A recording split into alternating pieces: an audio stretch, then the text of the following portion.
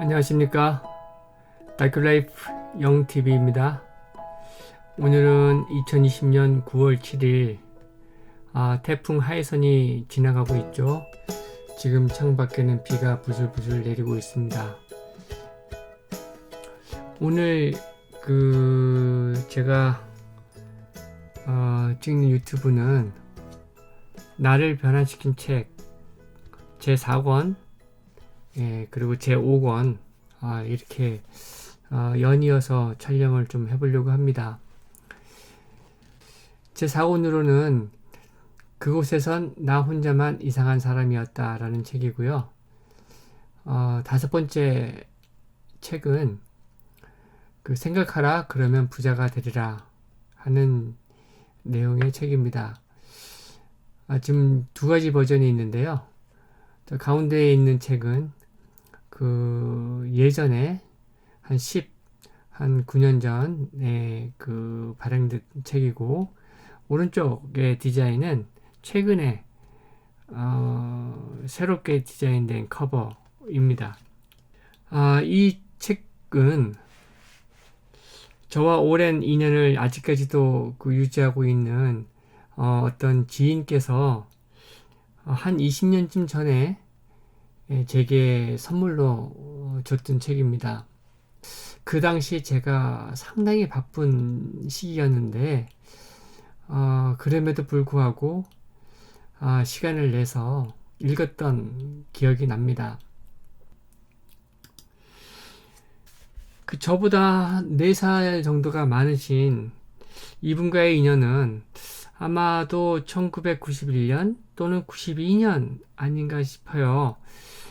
그때 제가 새로운 프로젝트를 맡았던 시절인데, 그때 이제 저랑 만나게 되었거든요. 이분은 제가 처음으로 외부 협력업체 분과 만나서 함께 식사를 했었던 첫 번째 외부 업체분이었고, 제 기억으로는 기흥의 미가연이라는 곳에서 맛있는 음식 점심으로 먹었던 걸로 기억을 합니다. 그리고 그 인연이 1996년도로 기억이 되는데, 96년? 네. 아마도 프랑스 그레노블이라는 곳에 출장을 같이 한번 갔었던 것 같고요. 그 당시 한 음식점에서 이제 피자를 서로 시켜 먹는데, 제가 뭣도 모르고 엔초비 피자를 주문을 했어요. 근데 그게 멸치젓으로 만든 피자인 줄을 제가 몰랐습니다. 그래서 도저히 비린내 때문에 못 먹었는데, 그 지인분께서 바꿔 먹자, 저한테 굉장한 큰 배려를 해 주셨던 것 같아요. 그분이 아마 엔초비 피자를 즐겨 드셨던 것은 아니었던 것 같은데, 제가 못 먹는 거를 보고 본인이 감내를 하고 이렇게 드시는 것 같았어요. 어쩔 수 없이 제가 바꿔서 먹었긴 했는데, 나중에 굉장히 미안했었습니다. 그래서 세월이 흘러서 제가 그분을 2013년도에 저의 작품 전시회에 초대를 했었고, 조금 제 생각에는 큰 좋은 작품은 아니었습니다만, 제가 액자를 하나 선물로 드렸어요. 그리고 2020년 얼마 전에 가산동에서 같이 이제 멋진 식사를 한번 한 적이 있는데, 그때 집에 제 작품이 이렇게 걸려 있는 그런 사진을 저한테 보여주셨어요. 그래서 상당히 뿌듯했습니다. 2020년 얼마 전 가산동에서의 식사를 하고 나서 제가 이 책을 기억을 해냈죠. 그리고 집에 가자마자 이 책들을 찾아냈어요. 아무튼 우리 사장님 지금 하시는 사업 번창하시길 바라고 항상 건강하시길 기원하겠습니다. 다음은 영문 이니셜이 공개가 됐습니다만 2002년 5월 6일 제게 두 권의 책을 선물하셨어요. 그래서 Gift from YC&O 이렇게 되어 있죠. 그래서 오늘 네 번째 리뷰로 그곳에선 나 혼자만 이상한 사람이었다를 이제 리뷰를 한번 해보도록 하겠습니다. 이 책은 그 책 제목이 호기심을 많이 자극을 했어요. 그 당시 딱히 재미있는 책은 아니다 싶었는데 선물하시는 분의 의도가 있으려니 생각하고 읽었던 책입니다. 이 책은 미국인 의사 말로 모건이라는 분이 호주에서 어떤 프로젝트를 제안을 받고 그 호주로 왔을 때 그 호주 원주민들한테서 초대를 받고 함께 그 4달 동안 그 호주 대륙을 횡단하는 그런 걷기 여행을 하면서 겪는 이야기예요. 그래서 이 미국인 의사 말로 모간이 호주 원주민들로부터 그 여러 가지 그 자연과 삶과 어떤 삶의 원리라고 해야 될까요? 이런 것들을 배우는 그런 과정이라고 보시면 될 것 같습니다. 페이지 65페이지에 보면 절대 never라는 말이 나와요. 제가 한번 읽어보겠습니다.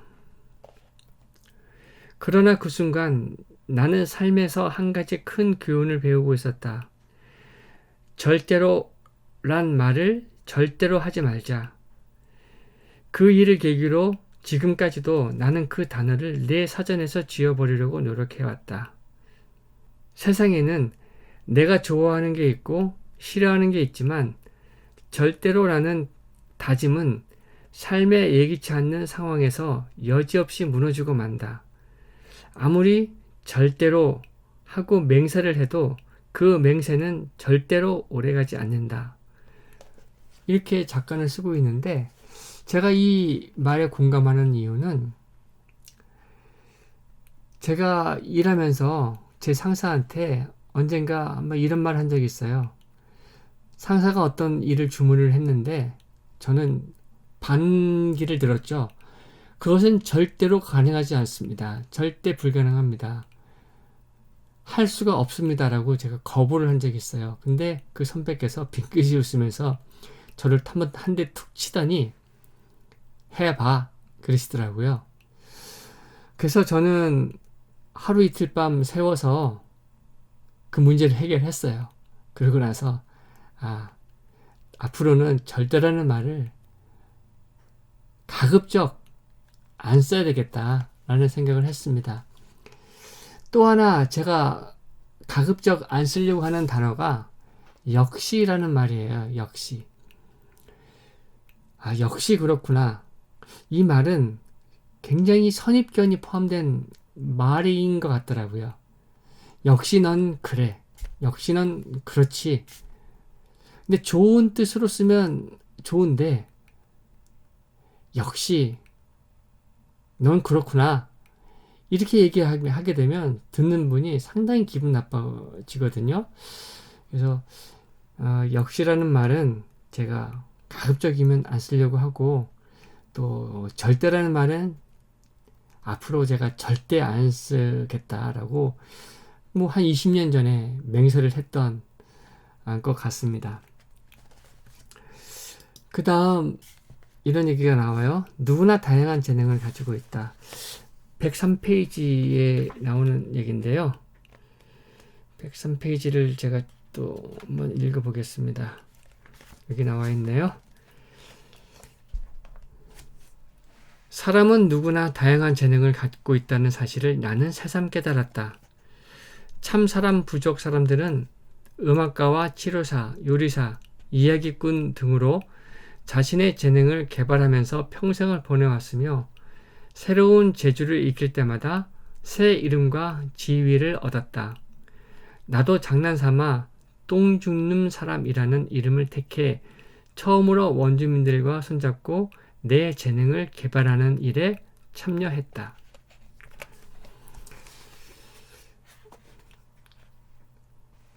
저도 많은 재능을 가지고 있다고 생각을 하고 있고요. 또 어느 일정 부분에서는 남 못지않은 재능을 가지고 있고 남 못지않은 실력을 가지고 있다라고 자부하고 있습니다. 그런데 몇몇 친구들을 보게 되면 특정한 부분의 재능을 가지고 있고 특정한 부분의 그 능력을 충분히 가지고 있다는 것 가지고 마치 자기가 모든 부분에서 다 잘하고 있다라고 착각을 하고 사는 사람들이 많은 것 같아요. 저는 그렇습니다. 제가 특정 부분에서 재능이 있고 특정 부분에서 잘하는 분야가 있지만 또 다른 분야에서는 제가 도저히 따라갈 수 없는 그런 부분이 있다라는 걸 인정하지 않을 수밖에 없는데 인정할 수밖에 없는데 그럴 경우에 저는 학생의 자세로 그분한테 철저하게 학생의 입장에서 듣고 배우고 또 존중하고 그렇습니다. 그런데 세상에는 저처럼 생각하는 사람들이 그렇게 많은 것 같진 않아요. 특정 부분에서 능력이 있으면 거의 모든 부분에서 다 자기가 최고다라는 생각으로 남의 생각을 또 남의 재능을 이렇게 반대하고 억누르려 하는 그런 분들도 꽤나 많이 있는 것 같습니다. 그래서 내가 존중을 받으려면 나보다 뛰어난 사람을 존중하는 태도 반드시 필요할 것이다 라는 생각을 해봅니다. 아마 이 말로 모건이라는 분도 이 호주 원주민들로부터 많은 부분들을 배웠던 것 같아요.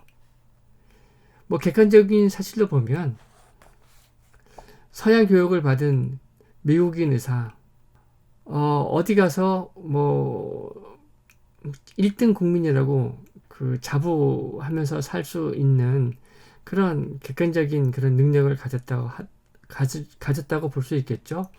그런데 호주 원주민들로부터 배우는 게 있었다라는 거예요. 그래서 이런 부분들 제가 조금 공감을 했습니다. 그 다음에 103페이지에 그 다이아몬드 목걸이와 꽃 목걸이에 대한 얘기가 나오는데요. 이 말로 모건이 보기에 호주 원주민들 중에 한 분이 그 꽃 목걸이를 만들고 그것으로 자신을 치장을 하고 그것으로 굉장히 기쁨을 느끼고 그리고 하루 종일 그 꽃으로 자기를 돋보이게 한 후에 그 꽃 목걸이를 다시 땅으로 돌려보내서 자연으로 돌아가게끔 그렇게 하는 것을 보고 많은 감명을 받았다고 합니다. 그리고 이런 얘기를 해요. 그 처녀는 그런 식으로 온종일 찬사를 받았다. 그날은 처녀의 얼굴이 한층 더 밝게 빛나는 것을 느낄 수 있었다. 그 처녀를 보면서 나는 미국을 떠나기 전 내 사무실에서 일어난 사건을 떠올렸다. 심한 스트레스 증상을 겪고 있는 여성 환자가 나를 찾아왔다. 자신을 괴롭히는 문제가 무엇이냐고 묻자 그녀는 보험회사에서 최근 자신이 가지고 있는 다이아몬드 목걸이에 대한 보험료를 $800나 올렸다라고 말했다. 그래서 그녀는 모조 보석을 이용해 그녀의 다이아몬드 목걸이를 똑같이 복제할 수 있는 기술자를 찾아냈다고 했다. 그 기술자는 뉴욕에 살고 있었다. 그녀는 이제 곧 뉴욕으로 날아가 모조 목걸이가 완성될 때까지 그곳에 머물 계획까지 세워놓고 있었다. 그런 다음 진품은 은행 금고에 보관해둘 작정이었다. 물론 최고 시설의 은행 금고에 넣어두어도 절대적으로 안전한 것은 아니지만 그렇게 하면 보험료가 크게 줄어들기 때문이었다. 말도 안 되는 일이지만 이런 복잡한 과정이 그녀에게 심한 스트레스 증상을 가져다 준 것이다. 내가 곧 다가올 무도회 파티에 대해 묻자 그녀는 그때까지는 모조 목걸이가 완성될 테니까 무도회에는 가짜를 걸고 나가겠다라고 말했다. 그 다음에 보면 이런 얘기가 나와요. 어디선가 갑자기 돌풍이 불어왔다. 그 짧은 동안에 나는 깨달을 수 있었다. 내가 이해하지도 못하고 동의하지도 않은 다른 사람들의 전통과 가치관을 존중하는 것이 결코 쉬운 일은 아니었지만 그렇게 할 때 그것은 나에게 엄청난 이득을 가져다 준다는 것을. 그러니까 다른 사람들의 전통과 가치관을 존중하는 것 참 쉬운 거 아닙니다. 왜냐하면 나의 가치관과 충돌할 때가 많기 때문이죠.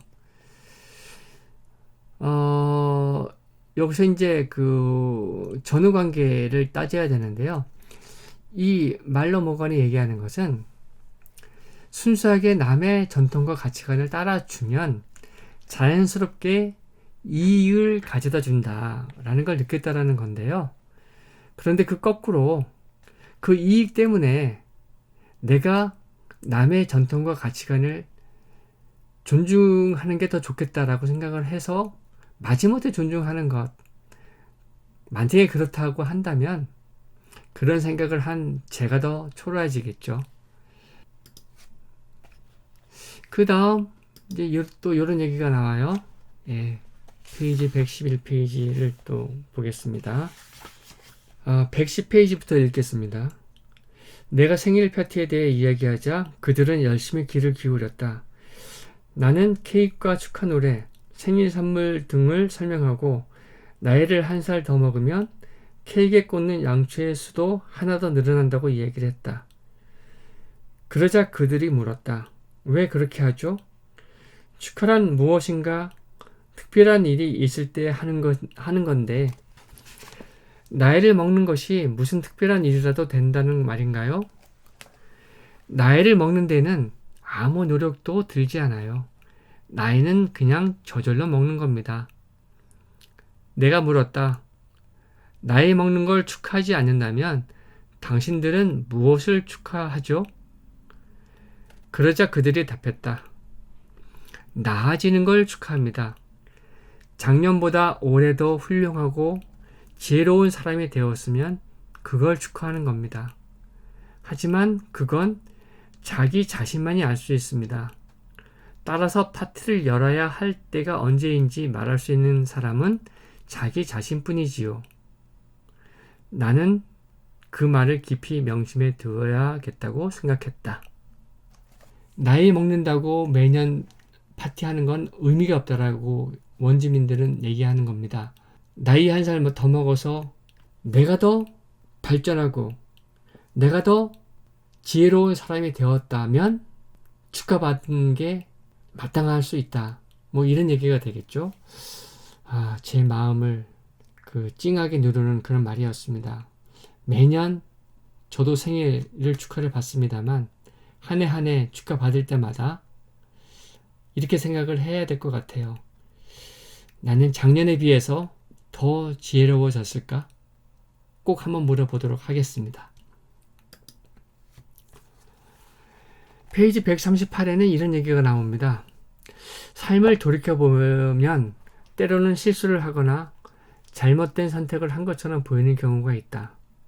하지만 존재의 어떤 차원에서 보면 그 당시로서는 그것이 최선의 행동이었고 언젠가는 그것이 뒷걸음질이 아니라 앞으로 내디딘 발걸음이었다라는 사실이 밝혀질 것이다.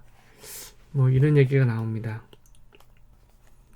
이 얘기는 현재 최선을 다했을 때 그게 결과적으로 실수이거나 잘못된 선택을 한 것처럼 보이긴 하지만 어찌됐든 그것은 그 당시 그 자신이 내릴 수 있는 최선의 결정이었고 그런 결정을 할 수 있고 행동을 할 수 있었다라는 것, 그게 중요하다라는 것을 제게 알려준 구절이었습니다.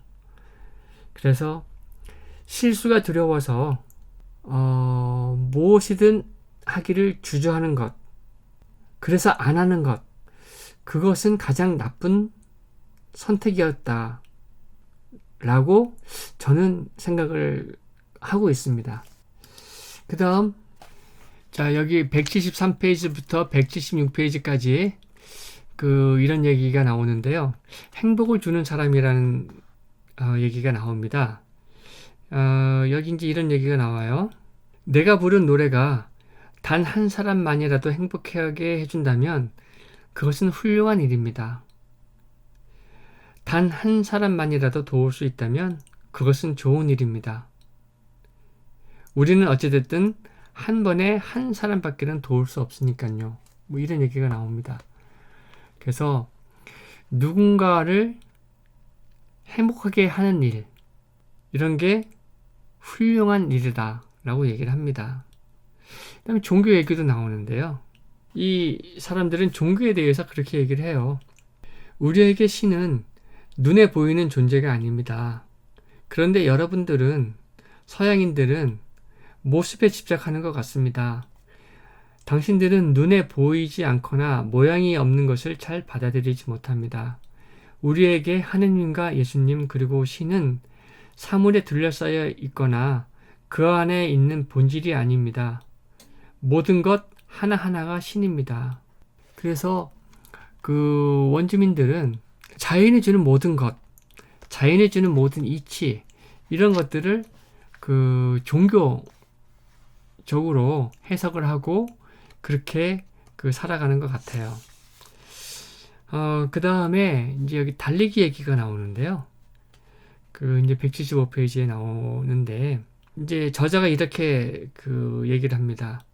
모두 한 줄로 늘어서서 가능한 한 빨리 달리자라고 말했다. 그리고 가장 빨리 달리는 사람이 이기는 것이 놀이의 규칙이다라고 설명을 했다. 이렇게 설명을 했더니 참사람 부족은 아름답고 검은 눈을 크게 뜨고 나를 심각하게 바라보더니 다시 서로의 얼굴을 쳐다보았다. 마침내 누군가 입을 열었다. 하지만 우리 중에 한 사람이 이기면 나머지 62명은 모두 져야 합니다. 그런 것이 재미있나요? 놀이는 재미를 위해서 하는 겁니다. 어째서 문명인들은 사람들에게 그런 경험을 하게 해놓고 당신이 승리자라고 설득하려고 하죠? 그런 관습은 정말 이해하기 어렵네요. 당신네 종족한테는 그것이 그렇게 중요한가요? 하면서 그들은 시소를 만들자라고 청했다. 우리는 바위 위에 긴 나뭇가지를 올려 시소를 만들었다. 시소 타기는 너무 재미있었다. 세상에는 혼자서 할 수 없는 일이 있는데 시소를 타는 것이 바로 그런 일들 중에 하나. 그것은 승자와 패자를 가릴 필요도 없이 모든 사람들이 함께 즐길 수 있는 놀이였다. 이런 얘기가 나와요. 그 다음에 선물에 대한 정의가 나오는데요. 여러분들은 어떻게 생각하실지 모르겠습니다만 이 사람들은 이렇게 얘기를 합니다. 참사람 부족에 따르면 선물은 받는 사람이 원하는 것을 줄 때만 그것이 선물이 될 수 있다. 선물을 주는 사람이 자신이 주고 싶은 것을 준다면 그것은 선물이 아니다. 그리고 선물에는 어떠한 조건도 붙어있지 않다. 선물은 조건 없이 주는 것이다. 선물을 받는 사람은 그것을 마음대로 할 수 있는 권리가 있다. 선물을 사용하든 부수든 내버리든 그건 받은 사람들의 마음이다. 선물은 무조건 받는 사람의 것이며 주는 사람은 그 대가로 무엇을 기대하면 안 된다. 이런 기준에 맞지 않으면 그것은 선물이 아니다. 그것은 선물이 아닌 다른 이름으로 이름 붙여야 한다. 새로운 것을 받아들이는 것에 대한 두려움에 대해서 이제 저자는 얘기하는데요. 페이지 249페이지에 나옵니다. 이제 이 저자가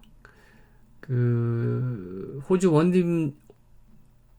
원주민들하고 이제 모든 여정을 마치고 다시 이제 서구 세상으로 돌아와서 이제 자기의 경험담을 얘기를 하기 시작을 해요.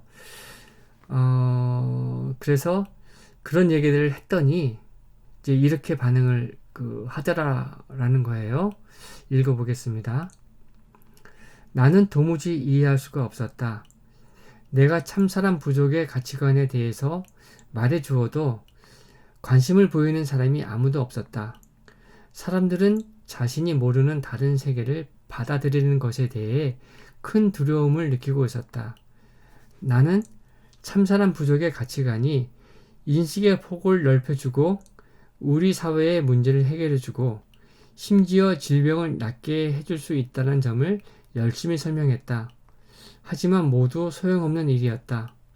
주변의 호주인들은 금방 방어적인 자세를 취했다. 나와 결혼할 뜻을 넌지시 비추던 남자친구조차도 오지의 미개인들에게 무슨 지혜가 있겠냐고 비웃었다. 그는 평생 한 번밖에 없을 모험을 한 것은 멋진 일이지만 이제는 마음을 가라앉히고 여성으로서의 역할을 다 해달라고 나에게 말했다. 결국 나는 질병 예방 프로젝트를 마무리 짓고 참사랑 부족의 이야기를 가슴에 담은 채 호주를 떠났다. 이제 이렇게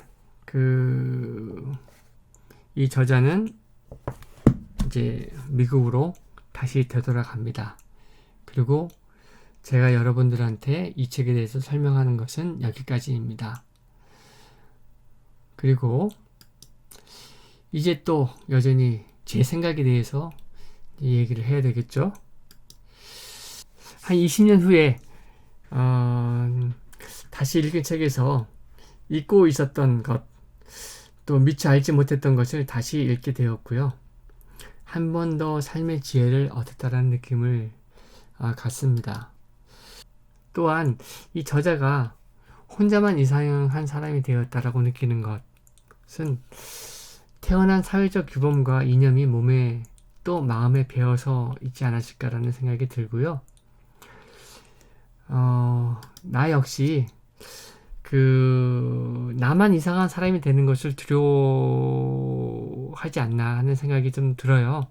대중의 압박을 마지못해 수용하고 자신의 이름으로 받아들이는 사람들이 꽤나 많은 것 같습니다.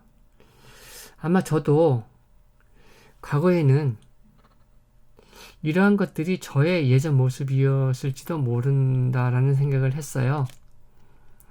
지금도 그럴 수도 있지 않을까 싶은데, 아무튼 저는 나의 주체성, 내가 이상한 사람이 될지언정 내 주관, 내 주체성을 가져보려고 많이 애를 쓰려고 해봅니다. 누군가 이제 이렇게 얘기를 했어요. 지금까지 살아온 세월, 그 세월 동안 내가 나를 만들었는데 이제는 나를 반성할 시간이 없다. 그러므로 지금까지 살아온 방식대로 살겠다. 이렇게 얘기한 분이 계세요. 그런데 저는 또 이렇게 생각을 합니다. 그분과는 다르게 나는 나를 매일매일 바꾸어 보려 합니다. 비록 저도 수십 년 동안 저를 만들어 온 저의 정체성과 저의 자아가 존재합니다. 제가 반성하지 못할 만큼, 반성 안 해도 될 만큼 제 자아가 자랑스럽다 또는 완벽하다라고 느끼질 않습니다. 그래서 겸손하게 저는 나를 매일매일 반성하고 바꾸어 보려 합니다. 그래서 이렇게 시간도 내서 다시 한번 책도 읽어보려고 합니다. 그리고 오랜만에 또 이러한 책을 다시 한번 읽어볼 수 있도록 좋은 기회를 준 제 지인 노 사장님께 다시 한번 감사를 드립니다. 오늘 네 번째 책 그곳에선 나 혼자만 이상한 사람이었다 리뷰를 마치도록 하겠습니다. 감사합니다.